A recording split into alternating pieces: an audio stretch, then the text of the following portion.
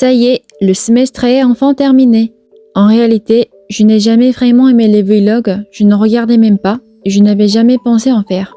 Mais quand j'ai réalisé que ça faisait déjà 10 ans que je suis dans cette université, j'ai eu envie de filmer quelque chose un peu sur un coup de tête.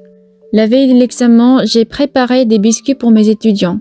Et puis j'avais envie de marquer le coup de rappeler que c'était un cours de français.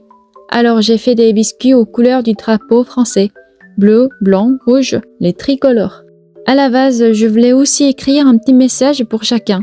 Mais mon four est vraiment petit, donc j'ai dû faire plusieurs fournées. Quand tout a été fini, j'ai été complètement épuisée. Mais c'est dommage, je n'ai pas eu l'énergie d'écrire le message. Le lendemain, alors aujourd'hui, il pleuvait tout le long du chemin vers l'université. En arrivant devant le portail, j'ai vu l'université toute mouillée par la pluie. Qu'il pleuve le jour d'un examen, ça m'a fait un peu rire quand même. Si jamais des Français regardent cette vidéo, en Corée, on dit parfois qu'il pleut quand il y a trop de réponses fausses sur les copies. Et à l'université, comme la lettre B se prononce comme pluie, pi, on plaisante en disant que la pluie annonce un B sur le relevé de notes. Je suis entrée en classe, j'ai distribué les sujets, puis les biscuits. J'ai corrigé les copies tout de suite et donné les résultats rapidement. Quand j'étais étudiante, l'attente des résultats était toujours un moment très pénible pour moi. Pour les matières difficiles et pour celles que j'aimais vraiment, j'espérais encore plus avoir une bonne note. J'attendais les notes en stressant énormément. Du coup, après chaque examen, je corrige tout de suite pour les étudiants qui le veulent et je leur explique leurs erreurs. Il y a des étudiants déçus malgré tous leurs efforts et d'autres qui repartent avec un grand sourire très fiers. Mais maintenant, du point de vue de l'enseignante, indépendamment des notes, le simple fait qu'ils me disent bonjour poliment et participent en cours me touche vraiment.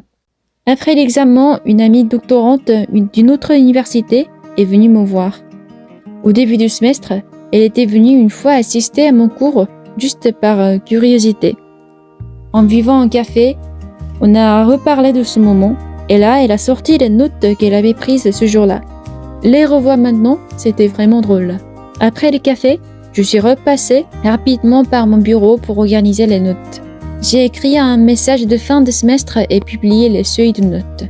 À chaque fois, j'ai l'impression que gérer les notes, ce n'est pas seulement une histoire de chiffres, mais plutôt une façon de faire le bilan d'un semestre entier. Je connaissais presque tous les visages et les noms, alors devoir dire au revoir, c'est un peu triste. Mais malgré tout, la fin du semestre reste toujours un moment agréable. Comme on commençait à avoir faim, on est allé manger ensemble.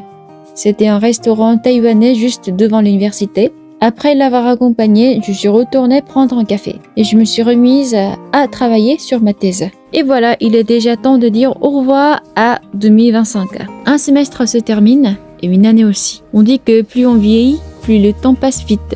Ma thèse est encore loin d'être terminée, mais je ne me sens plus aussi perdue qu'avant. Je commence à comprendre quoi écrire et comment avancer, et je trouve des idées un peu partout. Le doctorat est long et parfois très solitaire, mais les amis avec qui j'étudie, les professeurs qui m'entourent, et ces journées ordinaires me donnent peu à peu de l'énergie. Ça fait déjà 10 ans que je suis dans cette université. Plus le temps passe, plus cet endroit devient précieux pour moi. L'année prochaine aussi, j'avancerai lentement mais régulièrement. J'espère qu'un jour, je pourrai poster une vidéo qui dira simplement « Doctorat terminé, bon courage et bonne continuation ». Merci.